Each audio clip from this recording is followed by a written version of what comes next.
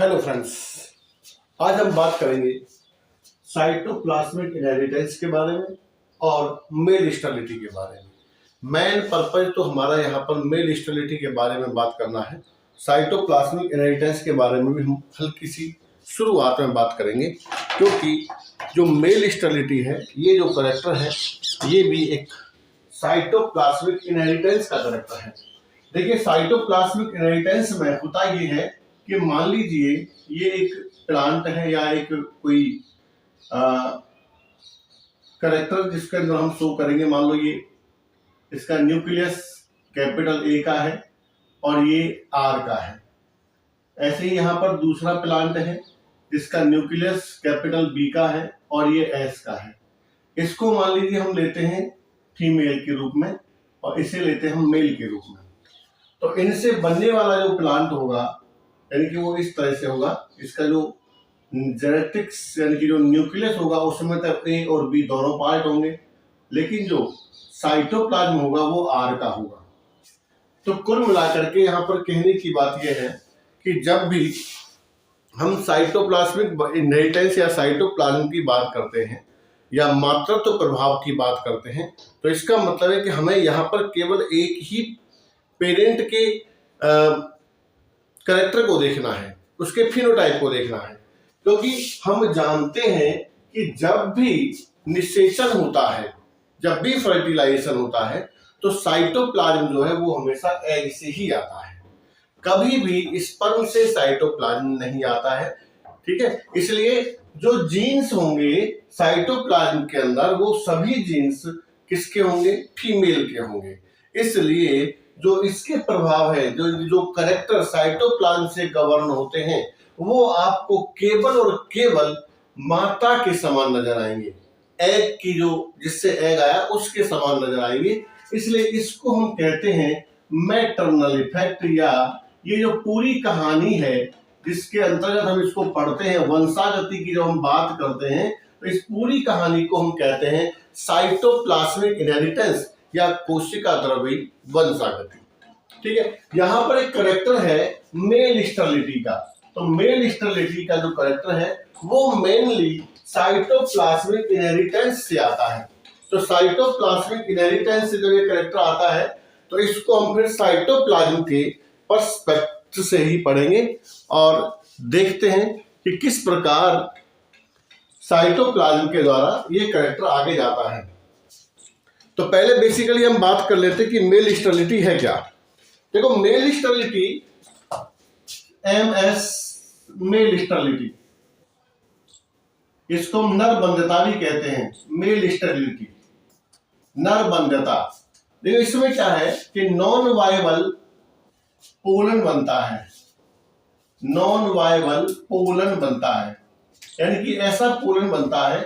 देखो, ये एक फ्लावर की मैं यहाँ पर स्ट्रक्चर बनाता हूं। ये फ्लावर है, ये इसका ओवरी है, और इसमें ये दो ही पार्ट जो है वो आवश्यक होते हैं, एक जायांग वाला और एक पुंमंग वाला। एंड्रोइशियम और गायनोशियम, ये दो ही भाग ऐसे होते हैं जो नेसेसरी है। बाकी दो बाह्यदल और दल जो है वो सहायक एसेसरी चक्र होते हैं। ये नेसेसरी चक्र है, वर्ल्स। इसकी स्ट्रक्चर को हम देखते हैं तो ये स्ट्रक्चर इस प्रकार से होती है। ये इसके परागकोश हैं और ये परागकोश इस प्रकार से पुतंतु से जुड़े होते हैं, और ये होता है कनेक्टिव या योजी। तो जब हम इसकी बात कर रहे हैं तो पराग कणों का निर्माण परागकोश में होता है, जिसको हम कहते हैं पोलन सेक। ठीक, यहाँ पर बनते हैं पराग कण। तो देखो, जब हम स्टेरिलिटी यानी कि जो नरबंध पादप होता है उसके अंदर ये पूरी संरचना मिलेगी। ये भी मिलेंगे, ये भी मिलेंगे, सब मिलेंगे। ऐसा नहीं ये भी नहीं मिलेगी, ये भी मिलेगा, यानी कि पूरी स्ट्रक्चर मिलेगी, लेकिन वायबल पोलन नहीं मिलेगा। नॉन वायबल पोलन ग्रेन होगा। तो जब नॉन वायबल पोलन ग्रेन होगा तो वो अपने पादप यानी अपने पुष्प की वर्तिकाग्र पर, यानी इस पर पोलन नहीं दे पाएगा। जब पोलन नहीं दे पाएगा तो इसका मतलब है इसमें सेल्फ पॉलिनेशन बिल्कुल भी नहीं होगा, तो क्रॉस पॉलिनेशन होगा।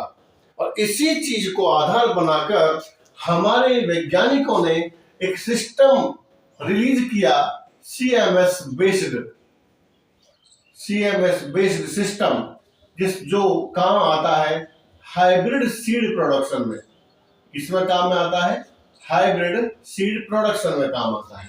देखो, जब भी हम क्रॉसिंग करते हैं या हाइब्रिड बनाते हैं, हाइब्रिडाइजेशन की बात करते हैं, तो उस समय क्या करते हैं कि ये जो पराग कोश, जैसे ये है एक फ्लावर, तो जब ये बड़ के अंदर बंद है उसी समय हम इसको खोलकर इसके जो पराग करेंगे, जो पोमंग होते हैं या पुंकेसर होते हैं, स्टामेन्स होते हैं, एंथर्स होते हैं, इनको हटा देते हैं। अब ये जो बचता है ना, इसको हम कवर कर देते हैं।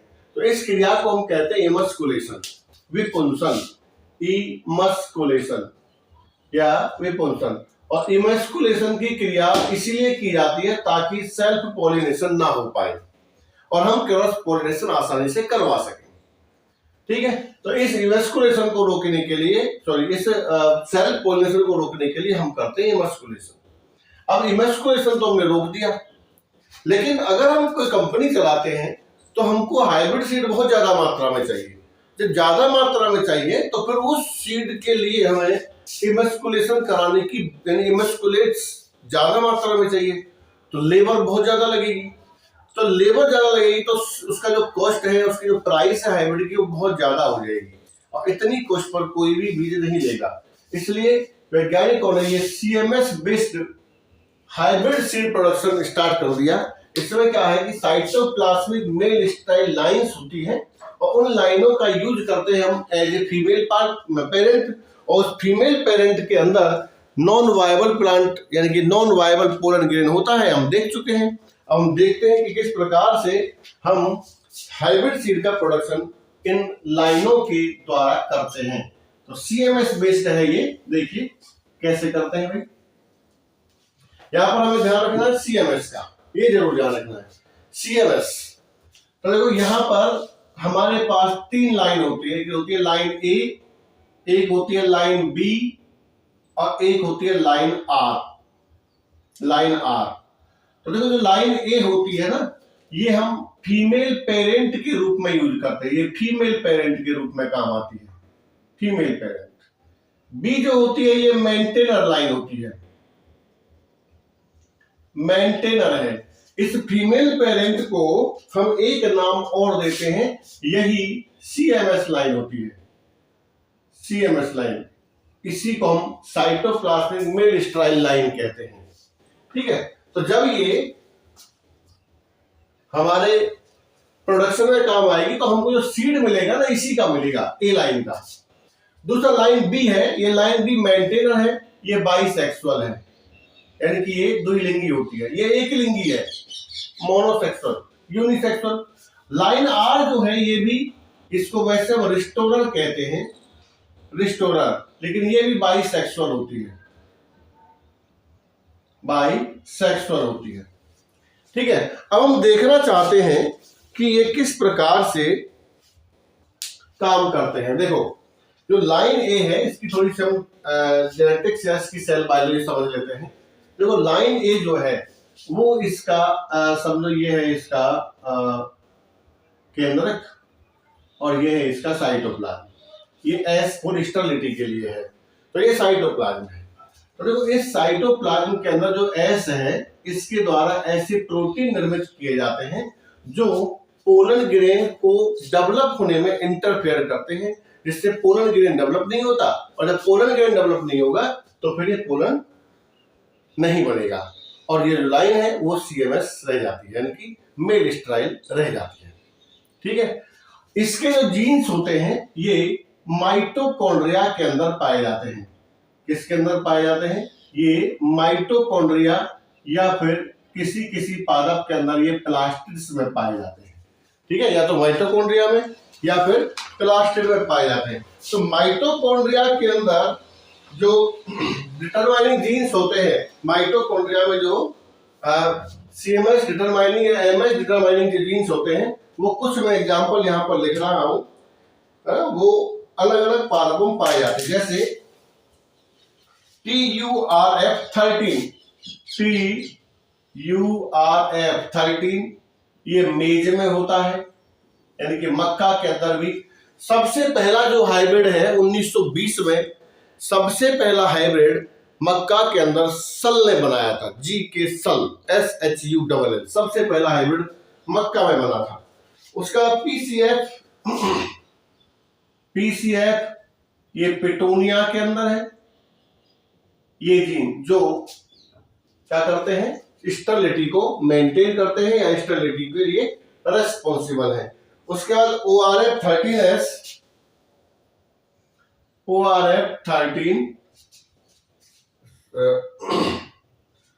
ORF138 एंड ORF224, ये जो जीन्स है ये ब्रेसिका में है, यानी कि मस्टर्ड के अंदर भी इसको MS जीन को डिसाइड देखा गया है।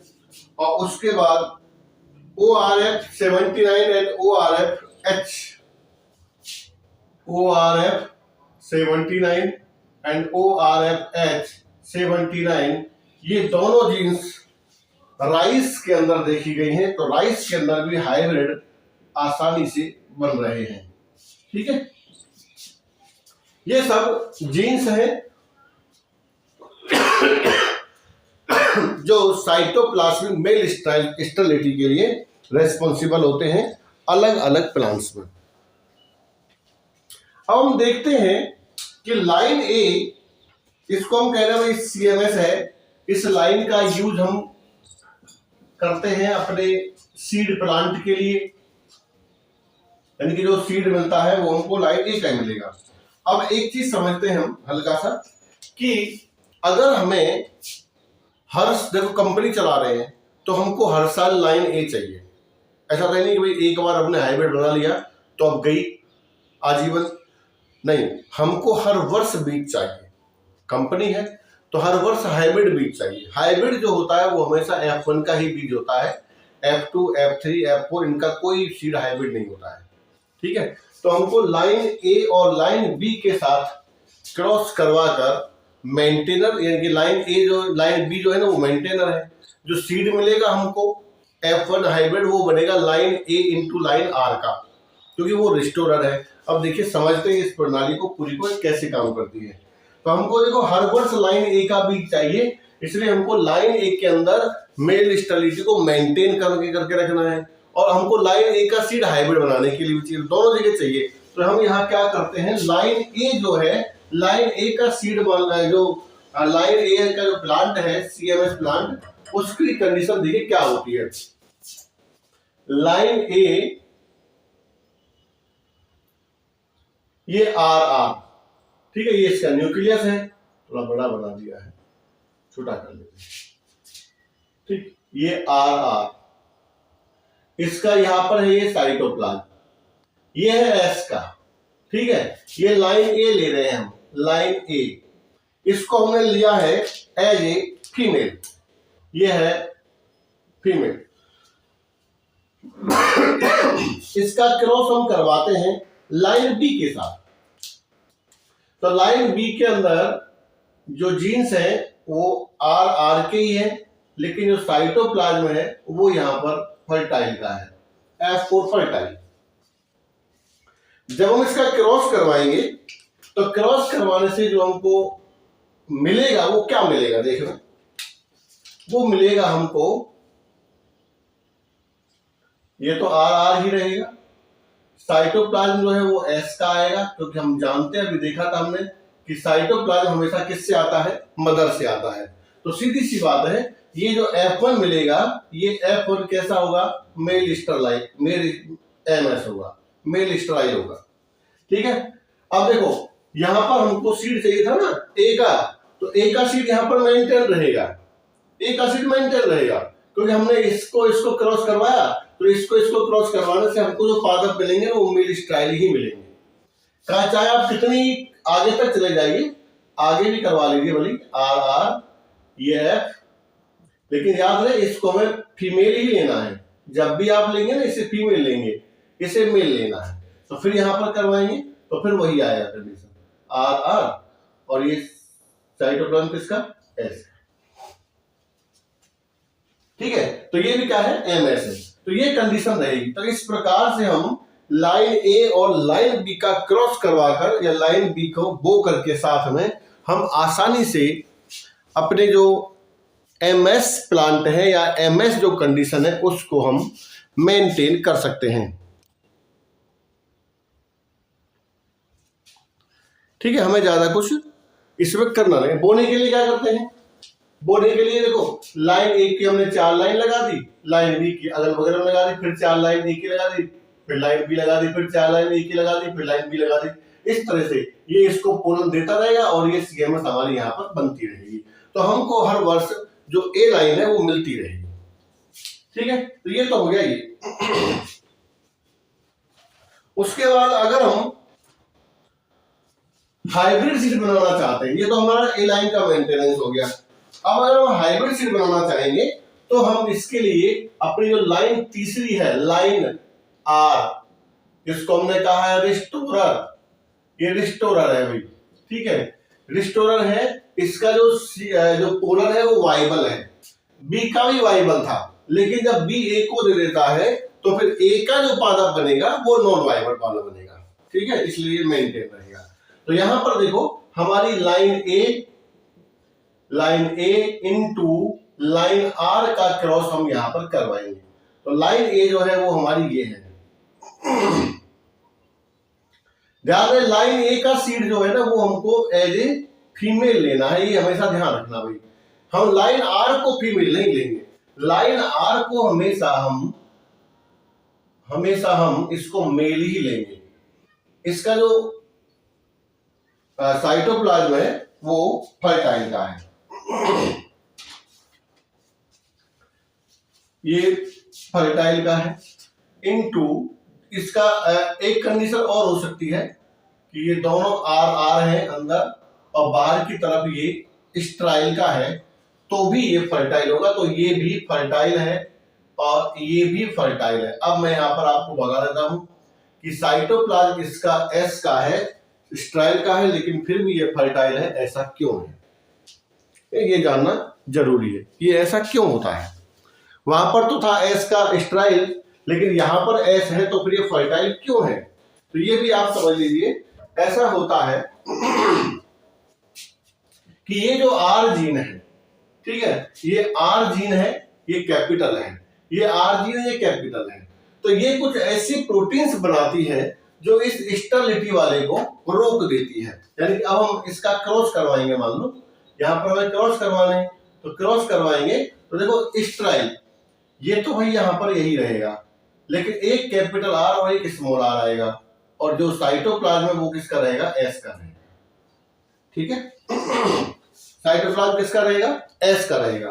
अब देखो यहां पर कहानी होती है, ये अपना F1 हाइब्रिड है, इसी को हम कहते हैं हाइब्रिड, जिसका सीड हमको मार्केट में मिलता है, और इसे केवल एक बार बोते हैं, दोबारा नहीं बोते हैं। ठीक है, तो ये हमें ऐसा क्यों मिला।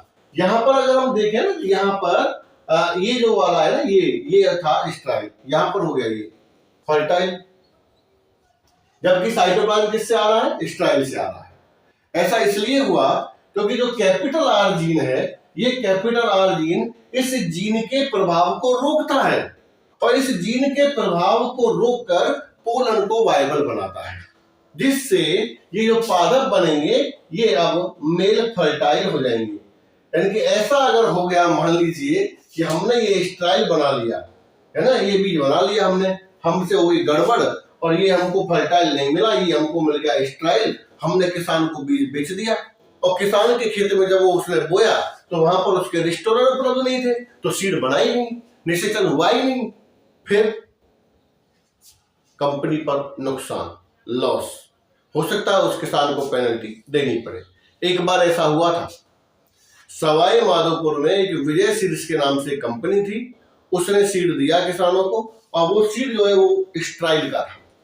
जब किसानों ने बोया, फूल भी आए, ठीक है, लेकिन जब फलियां बनने का समय आया तो फली नहीं बन रही थी खेत में, तो उन्होंने देख लिया भाई, फिर उसका कंपनी वालों से शिकायत की, साइंटिस्ट लोग देखने आए, तो उन्होंने देखा कि इसमें पोलन ही नहीं था, परागकण नहीं था। जब परागकण नहीं है तो फिर सेल्फ पोलिनेशन कैसे होगा। अगर रेस्टोरेंट होता बगल में तो हो भी जाता। तो उस कंपनी को अच्छा घाटा हुआ और जिन जिन किसानों ने वो सीड बोया था उनको उसका पूरा मुआवजा देना पड़ा। ठीक है, तो ये बड़ा ध्यान से करना पड़ता है। ऐसा नहीं कि भाई कोई किसी के बस में छोड़ दो, जो कोई भी है XYZ लेबर के उसमें छोड़ दिया, नहीं, ये सब कुछ बहुत ही होशियारी से करवाए। इसको बोलने का भी तरीका वही होता है कि एक लाइन आर की, उसके बाद 4 लाइन बीच में ए की, ये आर ये ए, फिर एक लाइन आर की इधर और फिर 4 लाइन ए की, 1 2 3 4, फिर एक लाइन आर की। तो ये क्या है, आर इसको सीड देता रहता है, सॉरी पोलन ग्रेन देता रहता है। इसमें परागण होता है, निषेचन होता है और बीज बन जाता है। अब देखो इस प्रकार की जो वंशागति है, इसमें देखो दोनों चीजों का इन्वॉल्व हो रहा है। यहां पर हमने देखा केवल एक ही चीज इन्वॉल्व हो रही है जो है केवल साइटोप्लाज्म। यहां पर आप देखिए दोनों चीज इन्वॉल्व हो रही है। ये जो आर है जेनेटिक्स, यानी कि न्यूक्लियस का जो आर है वो एस को रोक रहा है। किससे? स्टेराइल होने से। स्टेराइल होने से जब रोक रहा है तो इसका मतलब है कि यहाँ पर न्यूक्लियस और साइटोप्लाज्म दोनों ही काम में आ रहे हैं। इसलिए ऐसी वंशागति को हम कहते हैं साइटोप्लाज्मिक जेनेटिक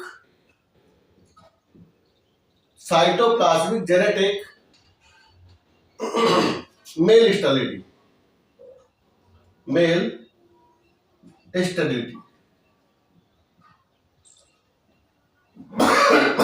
या इसको शॉर्ट में हम CGMS भी लिखते हैं। ठीक है, यहां पर दोनों चीज काम में आ रही है, साइटोप्लाज्म भी काम में आ रहा है और न्यूक्लियस भी काम में आ रहा है। इसलिए यहां इसे कहते हैं हम साइटोप्लाज्मिक जेनेटिक मेल स्टेरिलिटी। तो ये था cytoplasmic inheritance and male sterility. ये बहुत इंपॉर्टेंट है पादपों में हाइब्रिड सिस्टम डेवलप करने के लिए।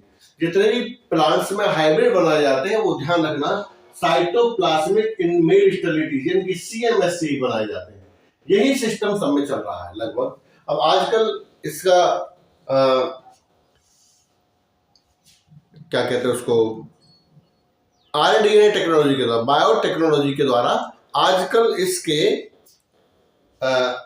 सरसों के अंदर बारनेस एंड बार स्टार सिस्टम को भी डेवलप किया गया है। उसके बारे में हम नेक्स्ट वीडियो में बात करेंगे, वो आप जरूर देखना।